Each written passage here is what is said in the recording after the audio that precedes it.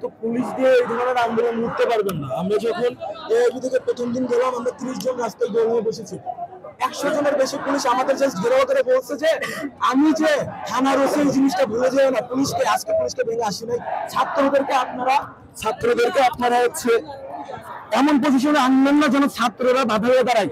বাংলাদেশের ইতিহাসে যত বড় বড় পরিবর্তন এসেছে এই ছাত্র সমাজের অধিকার ছিল সব থেকে অগ্রণী। আচ্ছা, এআইবিতে যখন আমরা এই জিনিসটা সমন্বয় করার চেষ্টা করলাম, আজকে সকালে আমাকে একজন কল দিয়ে বলে, ভাই আপনি তো এআইবির ছাত্রলীগ এই দেশকে স্বাধীন করা নাই, এই দেশকে স্বাধীন করেছে মুক্তিযোদ্ধারা। কোটার যে বৈষম্য, এটা মুক্তিযোদ্ধার চেতনার বিরোধী। মুক্তিযোদ্ধারা এই ধরনের বৈষম্য এই জন্যই তারা মুক্তিযুদ্ধ করেছিল।